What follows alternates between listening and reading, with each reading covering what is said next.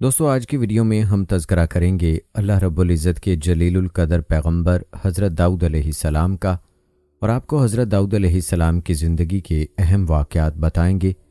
इसके अलावा आप अलैहिस्सलाम के बारे में फैलाई जाने वाली एक गलत फहमी का तज़किरा भी करेंगे और इसके बारे में असल हक़ाइक़ क्या हैं और उलमा की इस बारे में क्या आरा हैं ये भी आपको बताएंगे। दोस्तों आपको बताते हैं हज़रत दाऊद अलैहिस्सलाम 965 कबले मसीह फ़लस्तीन में पैदा हुए। आप अलैहिस्सलाम हज़रत इब्राहीम अलैहिस्सलाम की नस्ल में से थे। मोहम्मद बिन इसहाक़ हज़रत वहब बिन मंबा के हवाले से तहरीर करते हैं कि हज़रत दाऊद अलैहिस्सलाम पस्ता कद थे, आंखें नीली थीं, जिस्म पर बाल बहुत कम थे, चेहरे से पाकीज़गी झलकती थी, नहायत हमदर्द, कवि, बहादुर और निडर होने के साथ हुक्मरानी और फैसला करने की कुव्वत अल्लाह की तरफ से तोहफे में मिली थी। रिवायात के मुताबिक आप अलैहिस्सलाम इसराइली असबात में यहूदा की नस्ल से थे। बाप का नाम यसा या यसी था। दोस्तों बाइबल में भी आप अलैहिस्सलाम के मुफस्सिल हालात मिलते हैं, लेकिन बाइबल का डेविड दाऊद नहीं है, बल्कि वो सिर्फ एक बादशाह था। बाइबल के मुताबिक खुदा ने उससे कलाम किया था, लेकिन आम इंसानों की तरह उससे भी खता सरजद हुई। उसने हता इदारिया की बीवी से सोहबत की, जिससे वो हामला हो गई। उसने अदरिया को जंग में जानबूझकर मरवा दिया और फिर उसकी बीवी से शादी कर ली। इसके इस फेल से खुदावंद नाराज़ हुआ। दोस्तों इस हवाले से तारीख़ में हज़रत दाऊद अलैहिस्सलाम के बारे में गलत फहमी पैदा की गई है। इसका तफसीली तज़किरा आगे चलकर करेंगे। दोस्तों आपको बताते चलें कि मुस्लिम मौर्रखीन व मुफस्सिरीन ने भी दाऊद अलैहिस्सलाम के हालात तफसील से लिखे हैं और कुरान पाक में भी आप अलैहिस्सलाम का जिक्र मौजूद है। आप अलैहिस्सलाम का जिक्र कुरान मजीद की सूरह बकरा, सूरह निसा, सूरह अल माइदा, सूरह अल इनाम, सूरह इसरा, सूरह अनबिया और सूरह सबा में मिलता है। दोस्तों रिवायात बताती हैं कि बनी इसराइल की रुश्द व हिदायत के लिए तौरात नाजिल की जा चुकी थी, लेकिन कौम शरीयत मूसवी को फरामोश करके राह हिदायत से भटक चुकी थी। अल्लाह ने राह हिदायत के लिए ज़बूर नाजिल फरमाई। ज़बूर के लुग़वी मानों में एक पारे और टुकड़े के हैं। इसका एक मतलब शेर भी है। ज़बूर तख्ती या किताब लिखने के मानों में भी इस्तेमाल हुआ है। अरबी शायरी में ज़बूर और ज़ुबर किताबत, किताब और तख्ती के मानों में कई जगह इस्तेमाल हुआ है। बनी इसराइल की रुश्द व हिदायत के लिए अल्लाह ताला ने दाऊद अलैहिस्सलाम को मुंतखब फरमाया और उन्हें ज़बूर का तोहफ़ा अता किया। रिवायात बताती हैं कि ज़बूर हम्दो सनाए किब्रिया से मामूर थी। दाऊद अलैहिस्सलाम को एक मोर्जा ये भी अता हुआ था कि आप मुकम्मल ज़बूर की तिलावत इतनी मुख्तसर मुद्दत में कर लेते थे कि जितनी देर में घोड़े पर जीन कसी जाती है। यूँ आपका ये मोर्जा हरकत ज़ुबान से ताल्लुक़ रखता है। दोस्तों दाऊद अलैहिस्सलाम अल्लाह के बरगुज़ीदा नबी थे। अल्लाह ताला ने दाऊद अलैहिस्सलाम को ये मोर्जा अता किया था कि जब आप तिलावत फरमाते तो उसको सुनकर परिंदे और जानवर तक वजद में आ जाते। अल्लाह ताला ने आपको तरतील का हुक्म अता किया था, जिसके बायस पहाड़ और परिंदे उनकी खुश अलहान किरात में आवाज़ से आवाज़ मिलाकर पढ़ने पर मजबूर हो जाते। आपकी आवाज़ में वो नगमगी और मिठास थी कि शजरो हजर सभी को मुतासिर करता था। हवा में उड़ते हुए परिंदे रुक जाते। अल्लाह ताला के हुक्म से पहाड़ भी सुबह शाम उनके साथ तस्बीह करने पर मामूर थे। दोस्तों याद रखें, कायनात का हर जर्रा हम्दो सना करता है। बेशक हम ये ना समझ सकेंगे। सही हदीस में है कि एक रात सहाबी रसूल अबू मूसा अशरी रज़ियल्लाहु ताला अन्हु तिलावत कलाम पाक कर रहे थे। रसूल करीम सल्लल्लाहु अलैहि वसल्लम देर तक सुनते रहे, फिर खुश होकर फरमाया कि आज मुझे लाहिने दाऊद अलैहिस्सलाम का कुछ हिस्सा मिल गया है। दाऊद अलैहिस्सलाम से पहले बनी इसराइल में यह सिलसिला कायम था कि हुकूमत एक ख़ानदान और नबूवत और रिसालत किसी दूसरे ख़ानदान से वाबस्ता होती थी, और दाऊद अलैहिस्सलाम के अहद में यहूदा का घराना नबूवत और इफ्राहीम का ख़ानदान हुकूमत और सल्तनत से सरफराज था, और शमवेल के अहद में लूटमार और हमला आवरों का जोर बढ़ता ही जा रहा था। बनी इसराइल ने आप अलैहिस्सलाम से दरख्वास्त की कि आप अपने बेटों की बजाय वो शराइत बादशाहत पर पूरे नहीं उतरते, किसी और को बादशाह मुकर्रर कर दीजिए जो जालिमों का मुकाबला करने की ताकत व कुव्वत रखता हो। बनी इसराइल के इसरार पर आपने तालूत नामी शख्स को बादशाह मुकर्रर किया, जो बहुत बहादुर और जर्री था, जिसने नहायत समझदारी से मुजाहिदीन का इंतखाब किया, जो दुश्मन से मुकाबले के लिए आगे बढ़ा। ابھی مجاہدین میدان جنگ تک نہ پہنچے تھے کہ راستے میں ایک نہر آ گئی۔ گرمی کا موسم تھا، سبھی پیاسے ہو رہے تھے۔ طالوت نے اپنے مجاہدین کے صبر و برداشت اور ہمت و حوصلے آزمانے کی خاطر حکم دیا کہ کوئی بھی ایک چلو سے زیادہ پانی نہ پیے۔ چند ایک کے سوا سبھی نے حکم عدولی کی، جس کا تذکرہ قرآن پاک میں یوں ہوا ہے۔ پھر جب طالوت فوجیں لے کر باہر نکلا تو اس نے کہا، یقیناً اللہ تم کو ایک نہر سے آزمائے گا۔ جس نے اس کا پانی پی لیا وہ میرا نہیں، اور جس نے اس کے پانی کو نہ چکھا وہ میرا ہے، مگر ہاں جو اپنے ہاتھ سے ایک چلو بھر لے، پھر ان میں سے سوائے چند کے سب نے اس سے پانی پی لیا۔ روایات کے مطابق یہ لشکر میدان جنگ پہنچا، وہ جنہوں نے جی بھر کر پانی پیا تھا خود میں مقابلے کی طاقت نہ پا کر الگ ہو گئے کہ یہاں ان کا مقابلہ جالوت نامی بہت قوی و دیوہیکل شخص سے تھا۔ اس کا لشکر بھی بہت بڑا تھا۔ طالوت کی مٹھی بھر مجاہدین کو، جن کی تعداد 313 تھی، جالوت اور اس کے لشکر سے خوفزدہ ہونا چاہیے تھا، لیکن انہوں نے کہا کہ حق باطل پر غالب آتا رہا ہے اور قلیل مجاہدین نے کفار کی کثیر تعداد پر فتح پائی ہے۔ روایات بتاتی ہیں کہ فلسطین کا حکمران جالوت اپنے طاقت اور کثیر لشکر کے زوم میں بنی اسرائیل کو ہر صورت میں غلام بنانے پر تیار تھا۔ طالوت مقابلے کی سکت نہ رکھتا تھا اور پریشان تھا۔ مجلس مشاورت بلوائی گئی اور وہاں یہ تجویز منظور کی گئی کہ بنی اسرائیل کا جو جوان جالوت سے مقابلہ کر کے اسے ہلاک کرے گا، اسے نہ صرف نصف سلطنت کا مالک بنا دیا جائے گا، بلکہ سردار طالوت اپنی خوبصورت بیٹی عینیا کی شادی بھی اس سے کر دیں گے۔ یہی زمانہ تھا کہ جب بنی شمویل کو بشارت ہوئی تھی کہ یسع طبقات ناصری میں یہ نام انسا اور قصص الانبیاء میں عشاء درج ہے کا چھوٹا بیٹا طالوت کی وفات کے بعد بنی اسرائیل کا حکمران ہوگا، اور اس سے بڑھ کر ایک اور اعزاز اس کا منتظر ہے، اور وہ یہ ہے کہ اللہ نے نبوت کے لیے بھی اسی کو منتخب فرمایا ہے۔ لیکن داؤد علیہ السلام ایک عرصے تک مستقبل کے اس خوبصورت لیکن ذمہ دار دور سے بے خبر جنگلوں میں بھیڑ بکریاں چراتے رہے اور ساتھ ساتھ اپنے دل پسند مشغلے میں بھی محو رہے۔ روایات بتاتی ہیں کہ داؤد علیہ السلام فلاخن چلانے میں مہارت رکھتے تھے۔ ان کے پاس ہمہ وقت ایک لاٹھی، فلاخن اور ایک تھیلی میں چھوٹے چھوٹے پتھر ہوا کرتے تھے۔ ان کے فن نشانے بازی میں مہارت کا علم بنی اسرائیل کو بھی تھا۔ وہ کہا کرتے تھے، داؤد علیہ السلام کے فلاخن کا نشانہ بننے والی چیز ریزہ ریزہ ہو جاتی ہے۔ ان کی بہادری کے قصے بھی مشہور تھے۔ یہ بات بھی عام تھی کہ وہ جنگل میں شیر پر سواری کیا کرتے تھے۔ روایات میں آتا ہے کہ ایک روز وہ بکریوں کو لے کر جنگل کی طرف جا رہے تھے کہ ایک پتھر سے آواز آئی، اے داؤد، میں وہ پتھر ہوں جس سے ہارون علیہ السلام نے اپنے دشمن کو قتل کیا تھا، مجھے اٹھا لیجئے، میں کسی دن آپ کے بھی کام آؤں گا۔ داؤد علیہ السلام کی حیرت فطری امر تھا، بہرحال وہ پتھر کی فرمائش رد نہ کر سکے اور اسے اٹھا کر اپنے تھیلے میں ڈال لیا۔ اسی راستے پر چند قدم چلے ہوں گے، ایک اور پتھر نے صدا دی، میں موسیٰ علیہ السلام کا پتھر ہوں، میں وہ پتھر ہوں جس سے انہوں نے اپنے اور اپنے خدا کے دشمن کو ہلاک کیا تھا، مجھے اٹھا لیجئے، کسی روز میری ضرورت آپ کو بھی پڑ سکتی ہے۔ داؤد علیہ السلام حیرت زدہ تھے کہ ایک عرصے سے ان کا جنگل میں آنا جانا لگا ہے، لیکن کبھی ایسا نہ ہوا جو کچھ آج ہو رہا ہے۔ اسی فکر میں وہ چلے جا رہے تھے کہ ایک اور پتھر کی آواز نے انہیں رکنے پر مجبور کیا۔ اے داؤد علیہ السلام، میں اللہ کے نبی داؤد علیہ السلام کا پتھر ہوں، میں ہی وہ پتھر ہوں جس سے آپ جالوت کا خاتمہ کر کے سلطنت ہی نہیں، نبوت کے بھی حقدار ہوں گے۔ آپ پر حیرت و استعجاب کی کیفیت تو یقیناً طاری تھی، لیکن آپ خوف زدہ نہ تھے۔ آپ نے وہ تیسرا پتھر بھی اٹھا کر اپنے تھیلے میں ڈال لیا۔ ابھی وہ پتھر بقیہ دو پتھروں سے ٹکرایا ہی تھا کہ داؤد علیہ السلام کے دیکھتے ہی دیکھتے تینوں پتھر ایک دوسرے میں ضم ہو کر ایک بڑے پتھر کی شکل اختیار کر گئے۔ داؤد علیہ السلام ان معجزوں سے اندازہ لگا چکے تھے کہ اللہ ان کے سپرد کوئی اہم ذمہ داری کرنا چاہتا ہے۔ اس تحیر کی فضا کو قائم ہوئے زیادہ دیر نہ ہوئی تھی کہ بادشاہ طالوت کی جانب سے کی جانے والی پیشکش کی آواز ان کے کان میں بھی پڑی۔ منادی کرنے والا ایک ہی اعلان بار بار دہرائے جا رہا تھا۔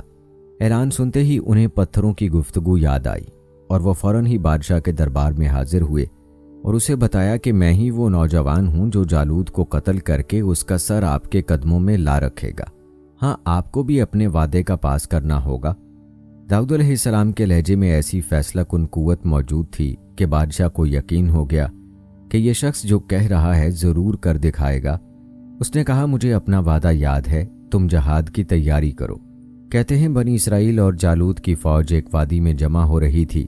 جالوت کا عظیم لشکر اور جنگی ساز و سامان اور گھوڑوں کی تعداد طالوت کے لشکر کی ہمت پست کرنے کے لیے کافی تھی، لیکن طالوت اپنے مجاہدین کی ہمت بڑھا رہا تھا۔ جالوت طالوت کے مقابلے میں کم عمر بھی تھا، قداور بھی اور زبردست ڈیل ڈول کا مالک بھی۔ اس کا سارا جسم پیتل کی زرہ نے محفوظ کر رکھا تھا، سر پر بھی پیتل ہی کا مضبوط خود پہن رکھا تھا۔ اس کے پورے جسم میں صرف آنکھیں ہی کھلی تھیں، باقی تمام جسم دھاتوں کے نہ ٹوٹنے والے حصار میں مقید تھا۔ دوستو، روایات میں جالوت کے قد و قامت اور لباس کی تفصیل یوں بتائی جاتی ہے۔ اس کا قد 6 ہاتھ اور 1 بالش تھا اور اس کے سر پر پیتل کا خود تھا اور وہ پیتل ہی کی زرہ پہنے ہوئے تھا جو تول میں 5000 پیتل کی مسکال کے برابر تھا، اور اس کی ٹانگوں پر پیتل کے 2 شاک پوش تھے اور اس کے دونوں شانوں کے درمیان میں پیتل کی ایک برچھی تھی۔ اس کے بھالے کی چھڑ ایسی تھی جیسے جولاہے کا شہتیر اور اس کے نیزے کا پھل جو 600 مسکال لوہے کا تھا۔ میدان جنگ پہنچ کر جالوت نے للکارا، کوئی ہے جو میرا مقابلہ کرنے کی جرت کرے اور مجھے ہلاک کر کے اپنے بادشاہ کی طرف سے اعلان کیے گئے انعام کا حقدار ٹھہرے؟ جالوت کا حلیہ اور پھر دبنگ آواز، کسی میں اس للکار کا جواب دینے کی جرت نہ ہوئی۔ جالوت نے چند مرتبہ اپنی بات دہرائی اور جواب نہ پا کر اکڑتا ہوا واپس ہوا۔ یہی وہ لمحہ ہے کہ طالوت کے لشکر میں ہلچل پیدا ہوئی۔ لشکر کی پچھلی صفوں سے ایک نوجوان جس کا جسم زرہ سے آزاد اور سر خول سے بے نیاز تھا سامنے آیا اور جالوت کو للکارا۔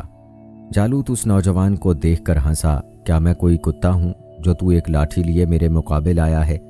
داؤد علیہ السلام کا جواب یہی تھا کہ ہاں، میرے نزدیک تیری حیثیت ایک کتے سے زیادہ نہیں ہے، تیرے لیے میری یہ لاٹھی کافی ہے۔ جالوت کا غصے سے پاگل ہو جانا انہونی بات نہ تھی۔ اس نے بہت برا بھلا کہنا شروع کیا۔ داؤد علیہ السلام اطمینان سے سنتے رہے۔ وہ جانتے تھے کہ حق کی باطل پر فتح انہی کے مقدر میں لکھی جا چکی ہے۔ خود پر اعتماد اور اللہ پر یقین نے انہیں جرت عطا کی۔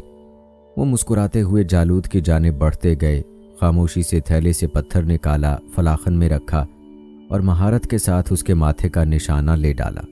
خدا کی قدرت سے ہوا کا ایک جھونکا ایسا آیا کہ جالوت کا وزنی خود، جس کا وزن 80 سیر اور طبقات ناصری کے مؤلف و مترجم غلام رسول مہر کے مطابق 60 سیر تھا، ایسے اڑ گیا جیسے ایک سوکھا پتا اڑتا ہے۔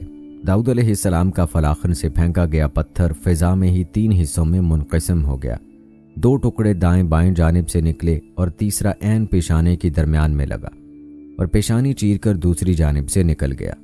جالوت کے گھوڑے سے گرتے ہی داؤد علیہ السلام نے اس کا سر تن سے جدا کیا اور طالوت کے پاس لے گئے، یعنی جالوت کے داووں کا پول کھلنے میں لمحہ بھر نہ لگا۔ فلسطینی فوج اچانک بازی پلٹتے دیکھ کر سراسیمگی کا شکار ہوئی۔ خود بنی اسرائیل بھی نہ جان پائے کہ اس ایک لمحے میں کیا ہو گیا ہے، لیکن جلد ہی معاملے کی تہہ تک پہنچ گئے اور ایک نئی قوت کے ساتھ دشمنوں پر ٹوٹ پڑے اور فلسطینیوں کو اپنے علاقے سے نکال باہر کیا۔ روایات بتاتی ہیں کہ طالوت نے اپنا وعدہ نبھایا، آدھی سلطنت عطا کی اور بیٹی کی شادی داؤد علیہ السلام سے کر دی۔ تمام بنی اسرائیل داؤد علیہ السلام کی بہادری اور عدل و انصاف کی وجہ سے بہت عزت کرتے تھے۔ حکومت کے نظم و نسق میں بہتری کے لیے انہوں نے کچھ ایسے اصول و ضوابط تشکیل دیے جو مملکت کی مضبوطی اور عوام کی فلاح و بہبود سے تعلق رکھتے تھے۔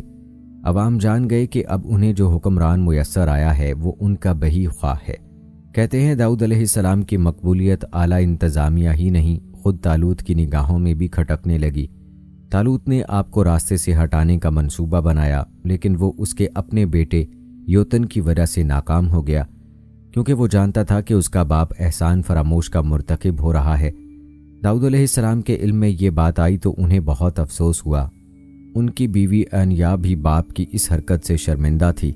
اس نے آپ کے دل سے اس افسوسناک صورتحال کو مٹانے کی کوشش کی۔ آپ وقتی طور پر راضی ہو گئے، لیکن آپ جان چکے تھے کہ یہ سلطنت و بادشاہت آپ کی زندگی کا مقصد نہیں ہو سکتا۔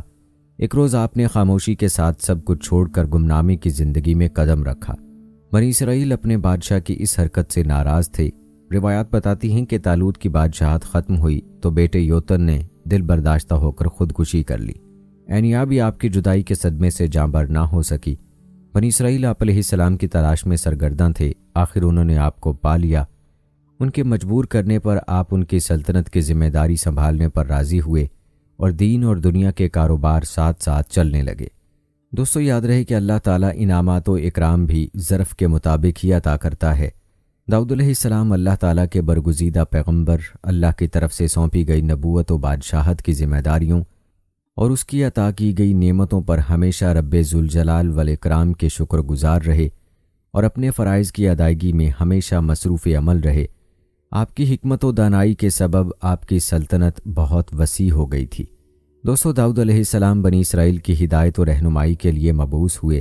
آپ کا سلسلہ نسب 11 پشتوں سے ابراہیم علیہ السلام سے جا ملتا ہے۔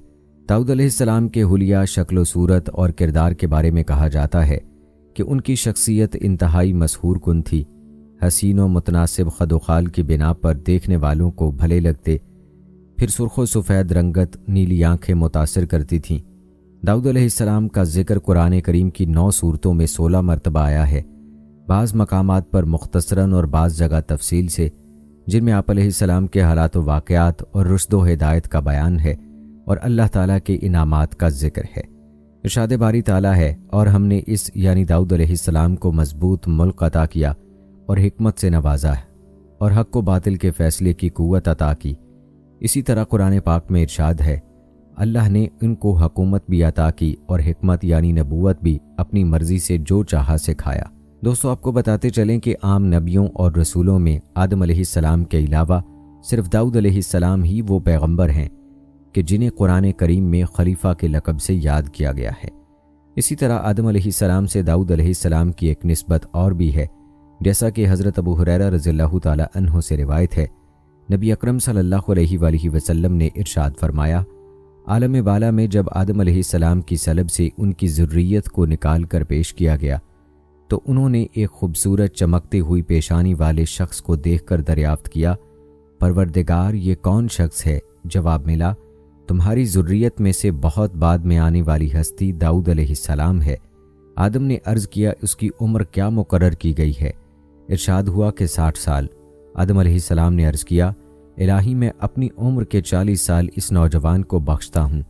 مگر جب آدم علیہ السلام کی وفات کا وقت آ پہنچا تو آدم علیہ السلام نے ملک الموت سے کہا، ابھی تو میری عمر کے 40 سال باقی ہیں۔ فرشتہ موت نے کہا، آپ بھول گئے، آپ نے اس قدر عمر کا حصہ اپنے ایک بیٹے داؤد علیہ السلام کو بخش دیا ہے۔ دوستو امام بغوی رحمۃ اللہ علیہ نے اپنی تفسیر میں لکھا ہے کہ زبور اللہ کی کتاب ہے جو حضرت داؤد علیہ السلام پر نازل ہوئی۔ اس میں 150 سورتیں ہیں جو دعاؤں اور حمد و ثنا پر مشتمل ہے، تاہم ان میں حلال و حرام اور فرائض و حدود کا بیان نہیں۔ زبور کے لغوی معنی پارے یا ٹکڑے کے ہیں۔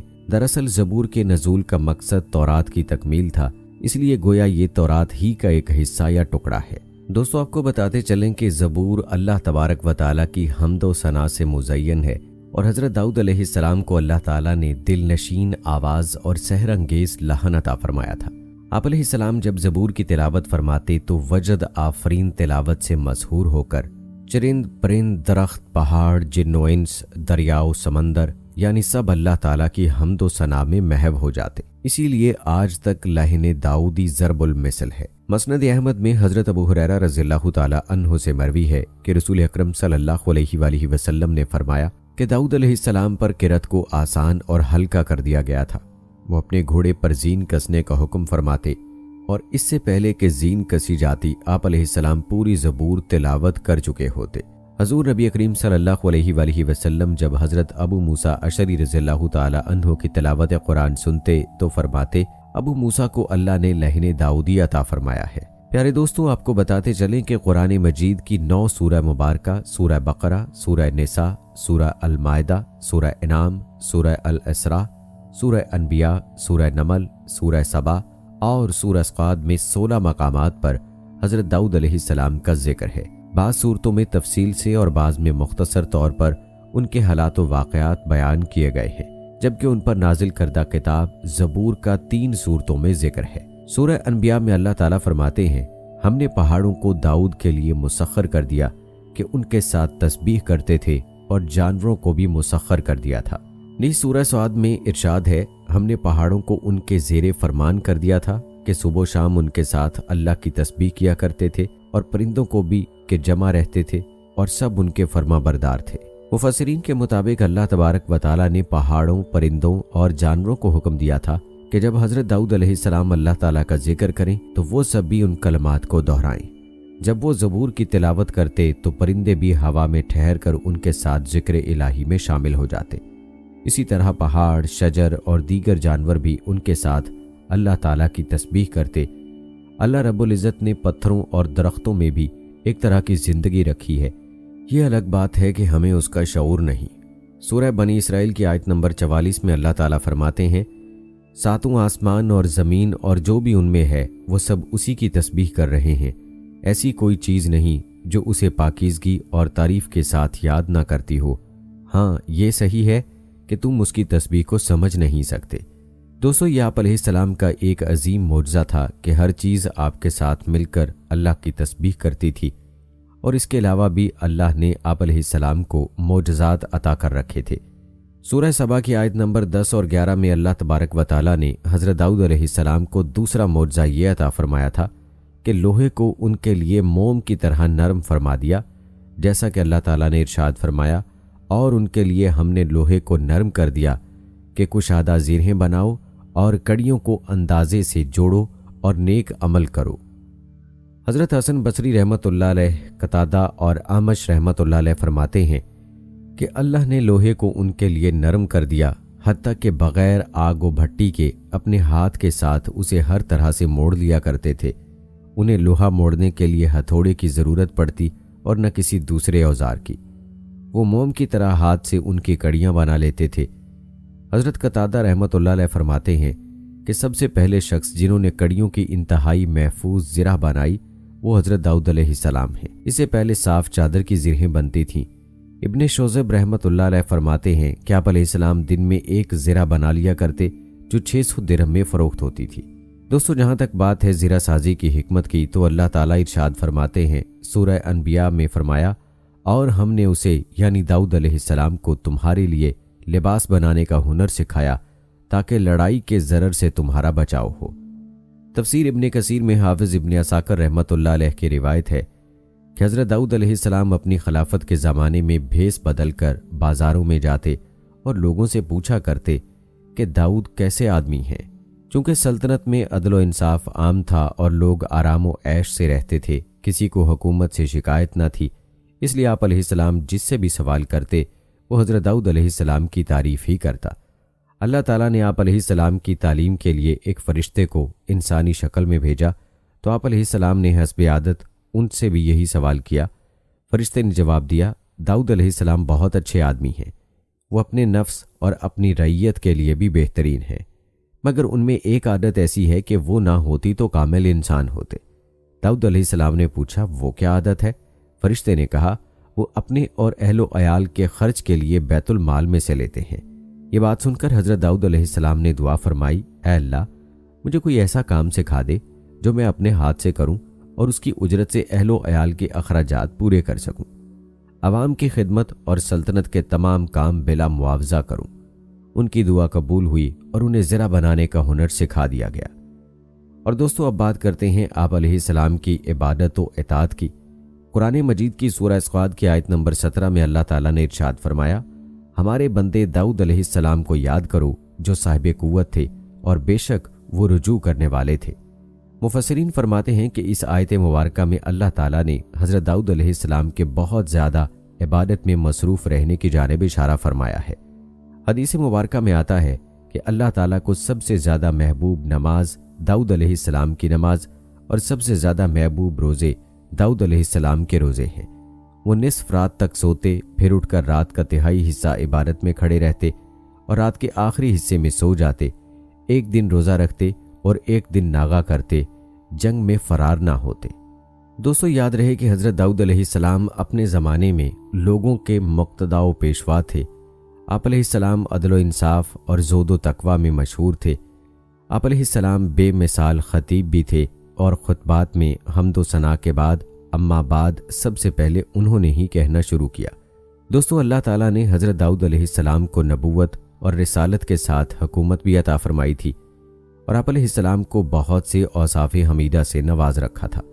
آپ علیہ السلام فن خطابت کے ماہر تھے، جبکہ آواز بھی خوبصورت پائی تھی، لہٰذا درس و تبلیغ اور واعظ و نصیحت کے ذریعے بنی اسرائیل میں جذبہ جہاد ابھارا اور انہیں کفار و مشرکین کے ساتھ جنگ پر آمادہ کیا، جیسا کہ سورہ صاد کی آیت نمبر 20 میں اللہ تعالیٰ نے فرمایا، اور ہم نے اس یعنی داؤد علیہ السلام کی حکومت کو مضبوط کیا اور انہیں حکمت، نبوت اور فیصلے کی قوت عطا فرمائی۔ روایات میں آتا ہے کہ بہت تھوڑے عرصے میں فلسطین، عراق، شام، دمشق، شرق اردن اور خلیج عقبہ سے فرات تک جزیرۃ العرب کے بیشتر علاقے ان کے زیر نگیں آ چکے تھے۔ پیارے دوستو، اب بات کرتے ہیں بنی اسرائیل پر اللہ کے عذاب کی، جو نافرمان بندر اور خنزیر بن گئے۔ اس حوالے سے قرآن پاک میں اللہ تبارک و تعالیٰ نے سورہ بقرہ کی آیت نمبر 65 میں ارشاد فرمایا، اور تم ان لوگوں کو خوب جانتے ہو جو تم میں سے ہفتے کے دن مچھلی کا شکار کرنے میں حد سے تجاوز کر گئے تھے، تو ہم نے ان سے کہا ذلیل و خوار بندر ہو جاؤ۔ دوستو، مفسرین کے مطابق صورت مسخ ہونے کا یہ واقعہ حضرت داؤد علیہ السلام کے زمانے میں پیش آیا۔ بنی اسرائیل کے لیے ہفتے کا دن صرف عبادت کے لیے مخصوص تھا، اور اس دن مچھلی کے شکار سمیت ہر دنیاوی کام ممنوع تھا۔ لیکن سمندر کے کنارے آباد مچھلی کے شوقین ان لوگوں نے حکم کی نافرمانی کی، جس پر اللہ تعالیٰ نے ان کی شکلوں کو مسخ کر دیا، اور پھر 3 دن بعد وہ سب لوگ مر گئے۔ تفسیر قرطبی میں ہے کہ یہود نے شروع میں تو ہیلے بہانے کر کے مچھلیاں پکڑیں، پھر عام طور پر شکار کرنے لگے، تو ان میں 2 جماعتیں ہو گئیں۔ ایک جماعت میں علماء و صلحاء تھے جو انہیں اس کام سے روکتے، جبکہ دوسری جماعت نافرمان افراد پر مشتمل تھی۔ پھر بستی کے بھی 2 حصے کر لیے گئے اور ان کے باہمی تعلقات منقطع ہو گئے۔ ایک روز محسوس ہوا کہ جس حصے میں نافرمان رہتے ہیں وہاں بالکل سناٹا ہے۔ جب وہاں جا کر دیکھا گیا تو وہاں رہنے والوں کی صورتیں مسخ ہو چکی تھیں۔ حضرت قتادہ رحمۃ اللہ علیہ فرماتے ہیں کہ ان کے جوان بندر اور بوڑھے خنزیر بنا دیے گئے تھے، مگر وہ اپنے رشتہ داروں انسانوں کو پہچانتے تھے اور ان کے قریب آ کر روتے تھے۔ یہاں پر ایک بات جو سمجھنا ضروری ہے وہ یہ ہے کہ ممسوخ قوم کی نسل نہیں چلا کرتی، اور اسی حوالے سے حضرت عبداللہ بن مسعود رضی اللہ تعالی عنہ سے صحیح مسلم میں منقول ہے کہ بعض لوگوں نے اپنے زمانے کے بندروں اور خنزیروں کے بارے میں حضرت صلی اللہ علیہ وآلہ وسلم سے دریافت کیا کہ کیا یہ وہی مسخ شدہ شکلوں والے یہودی ہیں؟ آپ صلی اللہ علیہ وآلہ وسلم نے فرمایا، اللہ تعالیٰ جب کسی قوم میں مسخ صورت کا عذاب نازل کرتے ہیں تو ان کی نسل نہیں چلتی، بلکہ چند روز میں ہلاک ہو کر ختم ہو جاتے ہیں۔ بندر اور خنزیر دنیا میں پہلے ہی سے موجود تھے۔ اور دوستو، آئیے آخر میں بات کرتے ہیں کہ حضرت داؤد علیہ السلام کے قصے سے ہمیں کیا سبق ملتا ہے۔ تو بتاتے چلیں کہ حضرت داؤد علیہ السلام کے قصے سے اہل ایمان کو شجاعت و بہادری کا درس ملتا ہے۔ میدان جنگ میں روسائے کفار کی للکار پر بہادر و شجاع مسلمانوں کا مبارزت کے لیے میدان میں کودنا ہمیشہ سے مسلمان شیر دل جوانوں کا محبوب مشغلہ رہا ہے۔ حضرت طالوت اپنی فوج کو لے کر جالوت کے سامنے صف آرا ہوئے تو وہ نہایت تکبر و غرور کے ساتھ سامنے آیا اور مسلمانوں کو مبارزت کے لیے پکارنے لگا۔ اس نے یہ چیلنج بھی کیا کہ اگر وہ مغلوب ہو گیا تو اس کی قوم مسلمانوں کی غلام ہو جائے گی، اور اگر وہ کامیاب ٹھہرا تو مسلمان اس کے غلام بن جائیں گے۔ اس للکار پر غیور و شجاع حضرت داؤد علیہ السلام اس کے مقابلے میں آگے تشریف لائے اور تاک کر ایک پتھر اس کی پیشانی پر مارا، جس سے وہ زمین بوس ہو گیا۔ آپ نے نہایت پھرتی سے اس کا سر تن سے جدا کر دیا۔ کافروں نے اپنے نہایت بہادر سردار کا اتنی تیز رفتاری سے انجام بد دیکھا تو ان کے حوصلے جواب دے گئے، جبکہ مسلمانوں نے اپنے شیر دل جوان کے کارنامے کے بعد نہایت شجاعت سے جنگ لڑی اور کامیابی سے ہمکنار ہو گئے۔ حالانکہ وہ قلیل تعداد میں تھے، نہایت کثیر تعداد میں قتل ہوئے اور باقی زخمی حالت میں قیدی بنے۔ حضرت داؤد علیہ السلام کے قصے سے اس سنت الہی کا پتہ چلتا ہے کہ اللہ تعالیٰ نے اہل دنیا پر خصوصی فضل و کرم کرتے ہوئے یہ قانون بنایا ہے کہ وہ دنیا میں کسی کو دائمی اقتدار و حکمرانی سے نہیں نوازتا۔ اگر ایسا ہوتا تو حکمران اللہ تعالیٰ کے احکام کو فراموش کر کے ظلم و ستم کی انتہا کر دیتے۔ اس لیے اللہ تعالیٰ انسانوں کے ایک گروہ کو کچھ عرصہ اقتدار دیتا ہے، پھر اس کے ظلم و ستم کا خاتمہ دوسرے گروہ کے ذریعے سے کر دیتا ہے تاکہ انسانیت کو نجات ملے اور ظالم اپنے انجام کو پہنچیں۔ اللہ تعالیٰ نے اس حکمت الہی کا اظہار فرماتے ہوئے فرمایا، اگر اللہ تعالیٰ بعض لوگوں کو بعض سے دفع نہ کرتا تو زمین میں فساد پھیل جاتا، لیکن اللہ تعالیٰ دنیا والوں پر بڑا فضل و کرم کرنے والا ہے۔ پھر اسی طرح سورہ حج میں اللہ تعالیٰ نے فرمایا، اگر اللہ تعالیٰ بعض لوگوں کو بعض سے نہ ہٹاتا رہتا تو عبادت خانے اور گرجے اور یہودیوں کے معبد اور وہ مسجدیں سب ڈھائے جا چکے ہوتے جہاں اللہ کا نام بکثرت لیا جاتا ہے۔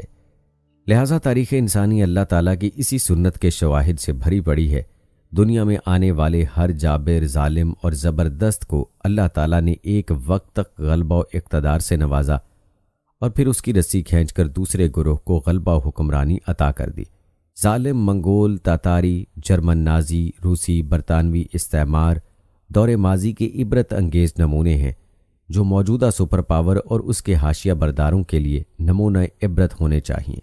تاریخ اسلامی پر نظر دوڑائیں تو ابتدائی اسلام میں قریش مکہ غریب مسلمانوں پر ہر قسم کا ظلم و ستم ڈھاتے دکھائی دیتے ہیں، انہیں بیت اللہ اور مکہ مکرمہ کی سرزمین سے ہجرت پر مجبور کر دیتے ہیں، لیکن چند ہی سالوں بعد ان کا سارا غلبہ و غرور انہی غریب مسلمانوں کے قدموں تلے ہوتا ہے اور وہ بخشش کی بھیک مانگتے دکھائی دیتے ہیں۔ حضرت داؤد علیہ السلام کے قصے سے فیصلہ کرنے کے آداب اور قاضی کے آداب کا پتہ چلتا ہے۔ حضرت داؤد علیہ السلام نے اپنے اوقات کو 4 حصوں میں تقسیم کیا ہوا تھا، ایک دن عبادت و ریاضت کے لیے، ایک دن واعظ و نصیحت کے لیے، پھر ایک دن عوامی فیصلوں کے لیے اور ایک دن اپنے نفس اور اہل و عیال کے لیے، ایک ایسے دن جب کہ وہ ان کے نفس اور اہل خانہ کے لیے مختص تھا۔ 2 فرشتے فرضی مقدمہ لے کر حاضر ہوئے، آپ نے صرف مدعی کی بات سن کر فیصلہ کر دیا اور مدعا علیہ کی حجت نہ سنی۔ اللہ تعالیٰ نے آپ کے درجات بلند کرنے کے لیے آپ کو اس آزمائش میں ڈالا تھا۔ آپ کو اپنی غلطی کا احساس ہوا تو فوراً بارگاہ الہی میں جھک گئے اور توبہ و استغفار کیا۔ اللہ تعالیٰ نے قرآن پاک کی سورہ صاد میں ذکر کیا ہے، اور داؤد سمجھ گئے کہ ہم نے انہیں آزمایا ہے، پھر تو اپنے رب سے استغفار کرنے لگے اور عاجزی کرتے ہوئے گر پڑے اور پوری طرح رجوع کیا، پس ہم نے بھی ان کا وہ قصور معاف فرما دیا۔ یقیناً وہ ہمارے نزدیک بڑے مرتبے والے اور بہت اچھے ٹھکانے والے ہیں۔ بعض مفسرین کا خیال یہ ہے کہ 2 شخص حقیقی جھگڑا لے کر آئے تھے۔ اس واقعے سے آپ کے صبر و تحمل کا امتحان لیا گیا، کیونکہ جس طرح اور جس وقت وہ آئے تھے اس سے انسانی طبیعت میں اشتعال اور غصے کا آنا فطری بات تھی۔ دیوار پھاند کر آنا، عبارت میں دخل اندازی کرنا اور طرز تکلم میں آپ کی شان و عظمت کا لحاظ نہ رکھنا، یہ سب امور غصہ دلانے کے لیے کافی تھے، مگر آپ نے صبر کا مظاہرہ کیا۔ تاہم جو ہلکی سی طبعی ناگواری ہوئی تھی اس پر توبہ و استغفار کر کے اپنے رب کی طرف رجوع کیا۔ کچھ مفسرین کا خیال یہ ہے کہ آپ کی آزمائش یہ تھی کہ آپ قاضی ہوتے ہوئے بھی جھگڑوں میں الجھے ہوئے مدعیوں اور مدعا علیہان سے چھپ کر بیٹھتے تھے، حالانکہ قاضی کو ہمہ وقت فیصلہ کرنے کے لیے تیار رہنا چاہیے۔ لہٰذا وہ دونوں مجبور ہو کر دیوار پھلانگ کر آپ کے پاس پہنچے۔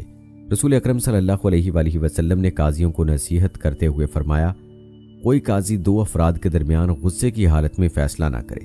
موجودہ دور کے چیف جسٹس اور جج حضرات جو لمبی لمبی گاڑیوں اور حفاظتی دستوں کے حصار میں آتے ہیں اور مضبوط آئینی فصیلوں کے اندر بیٹھ کر حکمران وقت کی خواہش و منشا کو پورا کرنے کے لیے فیصلے کرتے ہیں، انہیں اس فرمان نبوی کو ہمیشہ یاد رکھنا چاہیے۔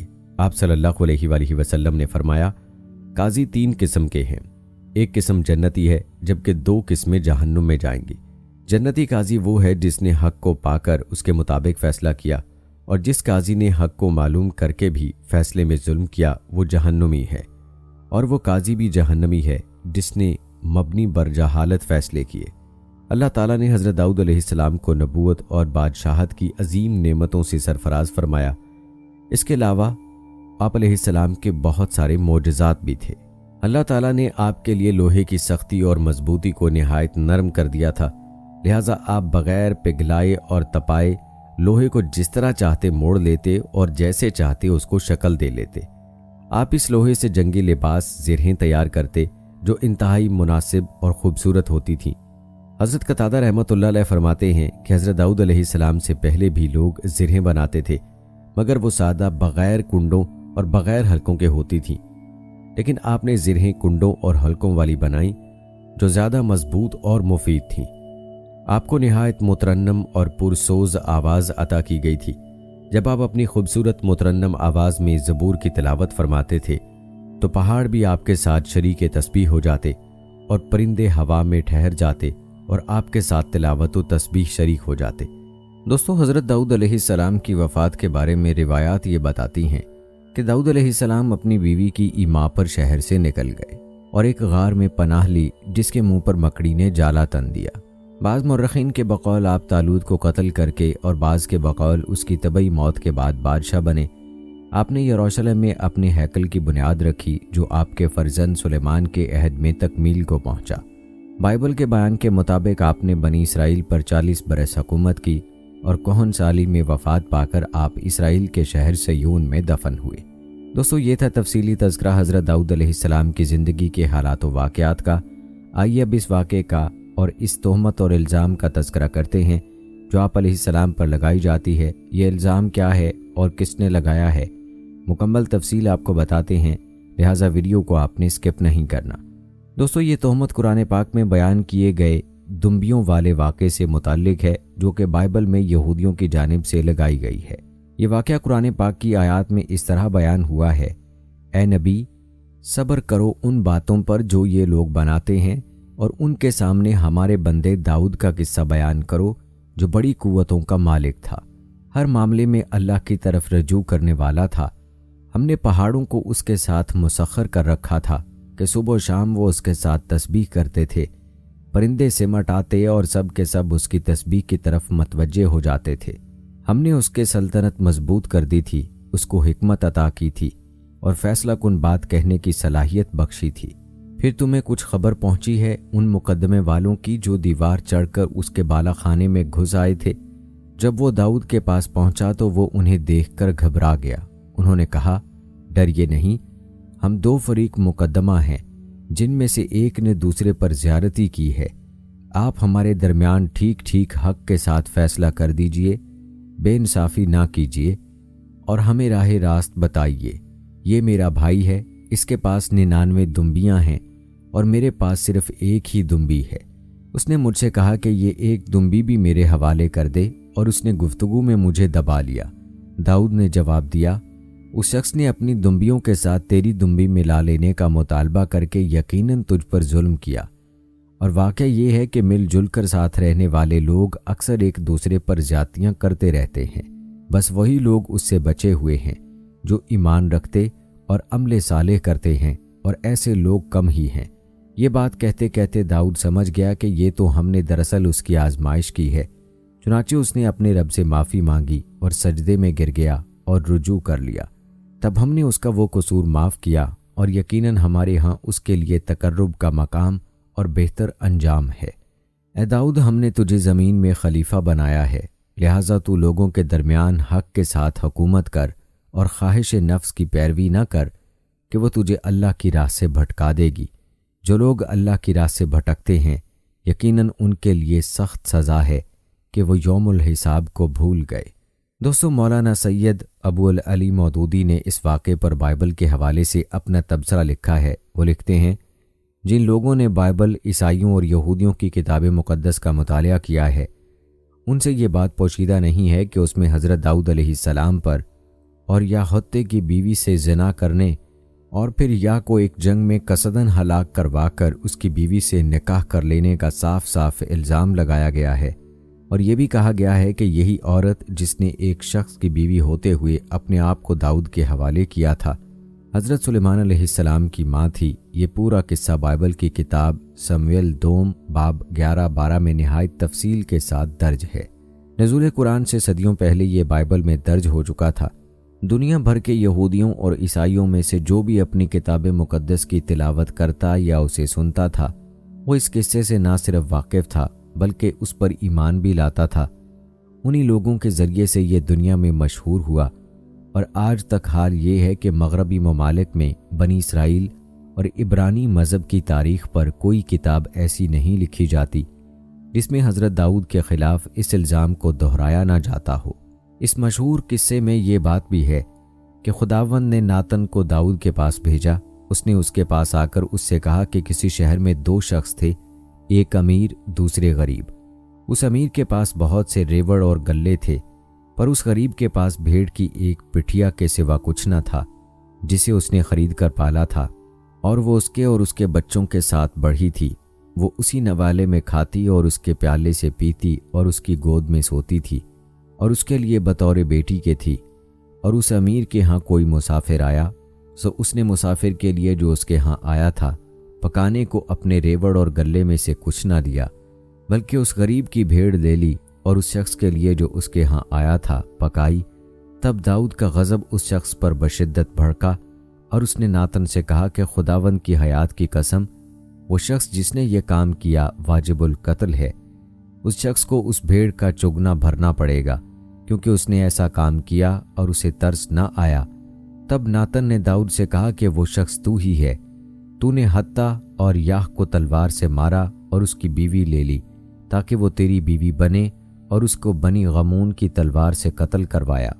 دوستو، اس قصے اور اس کی اس شہرت کی موجودگی میں یہ ضرورت باقی نہ تھی کہ قرآن مجید میں اس کے متعلق کوئی تفصیلی بیان دیا جاتا۔ اللہ تعالیٰ کا یہ قاعدہ بھی نہیں کہ وہ اپنی کتاب پاک میں ایسی باتوں کو کھول کر بیان کرے، اس لیے یہاں پردے ہی میں اس کی طرف اشارہ بھی کیا گیا ہے، اور اس کے ساتھ یہ بھی بتا دیا گیا ہے کہ اصل واقعہ کیا تھا اور اہل کتاب نے اسے بنا کیا دیا ہے۔ اصل واقعہ جو قرآن مجید کے بیان کردہ بیان سے صاف سمجھ میں آتا ہے وہ یہ ہے کہ حضرت داؤد علیہ السلام نے اور یا جو کچھ بھی اس شخص کا نام رہا ہو سے محض یہ خواہش ظاہر کی تھی کہ وہ اپنی بیوی کو طلاق دے دے، اور چونکہ یہ خواہش ایک عام آدمی کی طرف سے نہیں بلکہ ایک جلیل القدر فرما روا اور ایک زبردست دینی عظمت رکھنے والی شخصیت کی طرف سے رعایا کے ایک فرد کے سامنے ظاہر کی گئی تھی، اس لیے وہ شخص کسی ظاہری جبر کے بغیر بھی اپنے آپ کو اسے قبول کرنے پر مجبور پا رہا تھا۔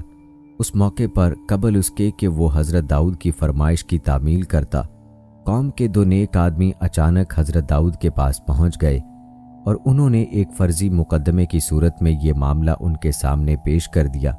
حضرت داؤد ابتدا میں تو یہ سمجھے کہ یہ واقعی کوئی مقدمہ ہے، چنانچہ انہوں نے اسے سن کر اپنا فیصلہ سنا دیا، لیکن زبان سے فیصلے کے الفاظ نکلتے ہی ان کے ضمیر نے تنبیہ کی کہ یہ تمثیل پوری طرح ان کے اور اس شخص کے معاملے پر چسپاں ہوتی ہے، اور جس فعل کو وہ ظلم قرار دے رہے ہیں اس کا صدور خود ان سے اس شخص کے معاملے میں ہو رہا ہے۔ یہ احساس دل میں پیدا ہوتے ہی وہ سجدے میں گر گئے اور توبہ کی اور اپنے اس فعل سے رجوع فرما لیا۔ دوستو، اب سوال یہ ہے کہ بائبل میں اس واقعے کی وہ گھناؤنی شکل کیسے بنی؟ تو یہ بات بھی تھوڑے سے غور کے بعد سمجھ میں آ جاتی ہے۔ معلوم ایسا ہوتا ہے کہ حضرت داؤد کو اس خاتون کی خوبیوں کا کسی ذریعے سے علم ہو گیا تھا، اور ان کے دل میں یہ خیال پیدا ہوا تھا کہ ایسی لائق عورت ایک معمولی افسر کی بیوی ہونے کی بجائے ملک کی ملکہ ہونی چاہیے۔ اس خیال سے مغلوب ہو کر انہوں نے اس کے شوہر سے یہ خواہش ظاہر کی کہ وہ اسے طلاق دے دے۔ اس میں کوئی قباحت انہوں نے اس لیے محسوس نہ کی کہ بنی اسرائیل کے ہاں یہ کوئی معیوب بات نہ سمجھی جاتی تھی۔ ان کے ہاں یہ ایک معمولی بات تھی کہ ایک شخص اگر کسی کی بیوی کو پسند کرتا تو بے تکلف اس سے درخواست کر دیتا تھا کہ اسے میرے لیے چھوڑ دے۔ ایسی درخواست پر کوئی برا نہ مانتا تھا، بلکہ بسا اوقات دوست ایک دوسرے کے پاس و خاطر سے بیوی کو خود طلاق دے دیتے تھے تاکہ دوسرا اس شخص سے شادی کر لے۔ لیکن یہ بات کرتے وقت حضرت داؤد کو اس امر کا احساس نہ ہوا کہ ایک عام آدمی کی طرف سے اس طرح کی خواہش کا اظہار تو جبر و ظلم کے عنصر سے خالی ہو سکتا ہے، مگر ایک فرما روا کی طرف سے جب ایسی خواہش ظاہر کی جائے تو وہ جبر سے کسی طرح بھی خالی نہیں ہو سکتی۔ اس پہلو کی طرف جب اس تمثیلی مقدمے کے ذریعے سے ان کی توجہ دلائی گئی تو وہ بلا تعمل اپنی اس خواہش سے دستبردار ہو گئے اور بات آئی گئی ہو گئی۔ مگر بعد میں کسی وقت جب ان کی کسی خواہش اور کوشش کے بغیر اس خاتون کا شوہر ایک جنگ میں شہید ہو گیا اور انہوں نے اس سے نکاح کر لیا تو یہودیوں کے خبیث ذہن نے افسانہ تراشی شروع کر دی، اور یہ خبیث نفس اس وقت اور زیادہ تیزی سے کام کرنے لگا جب بنی اسرائیل کا ایک گروہ حضرت سلیمان کا دشمن ہو گیا۔ ان محرکات کے زیر اثر یہ قصہ تصنیف کر ڈالا گیا کہ حضرت داؤد نے معاذ اللہ اور یا کی بیوی کو اپنے محل کی چھت پر سے اس حالت میں دیکھ لیا تھا کہ وہ برہنہ نہا رہی تھی۔ انہوں نے اس کو اپنے ہاں بلوایا اور اس سے زنا کا ارتکاب کیا، جس سے وہ حاملہ ہو گئی۔ پھر انہوں نے اوریا کو بنی امون کے مقابلے پر جنگ میں بھیج دیا और फौज के कमांडर हुआब को हुक्म दिया कि उसे लड़ाई में ऐसी जगह मुकर्रर कर दे जहां वो लाजमन मारा जाए। और जब वो मारा गया तो उन्होंने उसकी बीवी से शादी कर ली और उसी औरत के पेट से सुलेमान अलैहिस्सलाम पैदा हुए। ये तमाम झूठे इल्ज़ामात ज़ालिमों ने अपनी किताब मुक़द्दस में ज़ब्त कर दिए हैं ताकि नस्लन बाद नस्ल उसे पढ़ते रहें और अपनी कौम के इन दो बुज़ुर्ग तरीन इंसानों की तज़लील करते रहें जो हज़रत मूसा अलैहिस्सलाम के बाद उनके सबसे बड़े मोहसिन थे, माअज़ल्लाह। दोस्तों, अफसोस की बात तो यह है कि कुरान मजीद के मुफस्सिरीन में से एक गिरोह ने तो इन अफसानों को करीब करीब जूं का तूं कबूल कर लिया है जो बनी इसराइल के ज़रिए से उन तक पहुँचे हैं। इसराइली रिवायात का सिर्फ इतना हिस्सा उन्होंने साकित किया है जिसमें हज़रत दाऊद अलैहिस्सलाम पर ज़ना का इल्ज़ाम लगाया गया था और औरत के हामला हो जाने का जिक्र था। बाकी सारा किस्सा उनकी नकल करदा रिवायात में इसी तरह पाया जाता है जिस तरह वो बनी इसराइल में मशहूर था। दूसरे गिरोह ने सिरे से इस वाक़े ही का इनकार कर दिया है कि हज़रत दाऊद अलैहिस्सलाम से कोई ऐसा फ़ेल सादिर हुआ था जो दुम्बियों वाले मुकदमे से कोई मुमासलत रखता हो। उसकी बजाय वो अपनी तरफ से इस किस्से की ऐसी तावीलात करते हैं जो बिल्कुल बेबुनियाद हैं, जिसका कोई माखज़ नहीं है और ख़ुद कुरान के सयाक़ व सबाक़ से भी वो कोई मुनासबत नहीं रखती।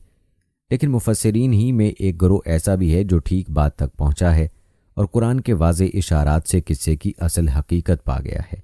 मिसाल के तौर पर चंद अक़वाल बयान किए जाते हैं। मसरूक और सईद बिन जुबैर दोनों हज़रत अब्दुल्ला बिन अब्बास रज़ियल्लाहु ताला अन्हु का ये कौल नकल करते हैं कि हज़रत दाऊद अलैहिस्सलाम ने इससे ज़्यादा कुछ नहीं किया था कि उस औरत के शौहर से ये ख्वाहिश ज़ाहिर की थी कि अपनी बीवी को मेरे लिए छोड़ दे।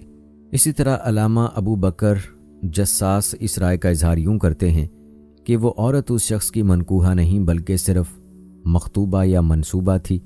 हज़रत दाऊद अलैहिस्सलाम ने उसी औरत से निकाह का पैगाम दे दिया।